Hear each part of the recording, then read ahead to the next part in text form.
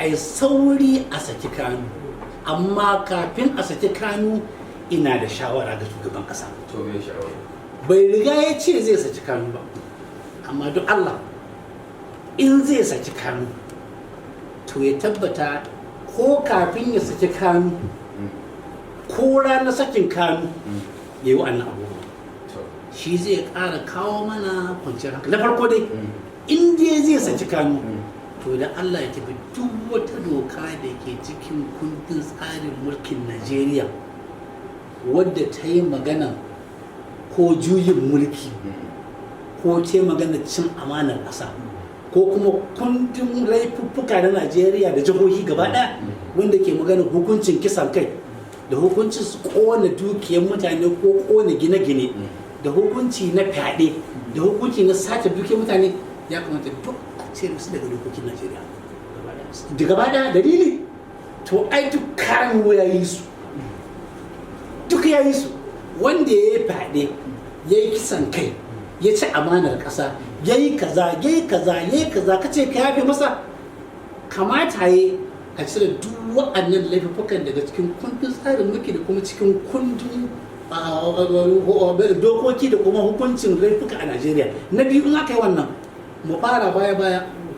Ojukwu ya mutu ai akan ba mutum lambar yabo ko bayan baya da rai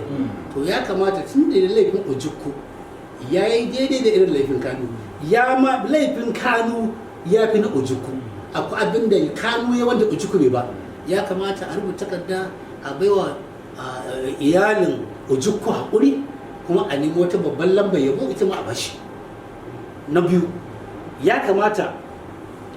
Obasanjo da aka ce ya yi ƙoƙarin yin juyin mulki bai juyin mulkin ba yunƙuri ya yi in ma da gaske ya yi yunƙurin duk da cewa ya ci ƙwargo ya ci nasara ya zama shugaban ƙasa shi ma ya kamata a rubuta mai takarda a bashi haƙuri kuma tun da shi ne kuɗi ne ba sai an bashi kuɗi ba kuma lambar ya rubo an riga an bashi ta ƙarshe amma dai a bashi haƙuri a tuba a ce dan Allah ya haƙuri kuma a cire maganar yunkurin juyin mulki daga Najeriya daga cikin kundin tsarin mulkin Najeriya ya zama da ba laifi bane ba. Na uku akwai Bukar Suka Dimka wanda shi ya kuɗe kashe Murtala da shi da dukkan kuɗin nan an kama su an kashe su kamar da Dimkar Bali ya faɗa wata rana cewa yana dariya yana cewa har an riga an kashe su ɗazu da safe-safen nan. Ya kamata da Bukar Suka Dimka da sauran waɗanda suka jagoranci mulki juyin mulki ya kamata su ma a yafe musu ba ya kai kaɗai mutum da ba su da rai a rubuta ma iyalinsu cewa ana ba su haƙuri kuma a nemi diyya mai ƙwari a ba su kuma a nemi lambar yabo ta ƙasar su ma a ba su. Sannan ya kamata duk wani wanda ke gidan bursuna saboda ya yi laifin mallakar bindiga a kan ka'ida ba wallahi ya kamata a sake shi saboda ni Kanu ya mallaki manya-manyan bindigogi dubban bindigogi ya ba manya-manyan sojojinsa waɗanda su yake amfani da su yana yake ƙasar nan tun da ya mallaki bindiga kuma ana tunanin ana so a yafe masa don an yafe masa duk wanda ke bursu na ƙasar nan a je a nemo sa in dai laifinsa mallakar bindiga to shi ma a yafe mashi a yi mashi abuwa saboda na ɗaya da shawara ce na ɗaya daga cikin laifin da Kanu yi. Sannan na uku duk wanda ya saci dukiya dan dai wallahi satar dukiyar ƙasa ba ta kai girman kisan kai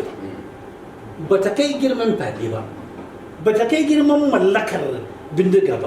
ba ta kai girman mallaka a ce a fasa ƙasa ba in dan dai wannan abun ne satar dukiya to duk wanda ke tsare ya saci dukiya ko a ƙaramin hukuma ko a jiha ko a tarayya ya kamata shi ma a sake shi ya ci alfarma ya ci sa'a tunda shi ma laifin da bai kai laifin girman Kanu ba duk wanda ke tsare akan yayi kisan kai ko macen aure ko mijin aure ko dan makaranta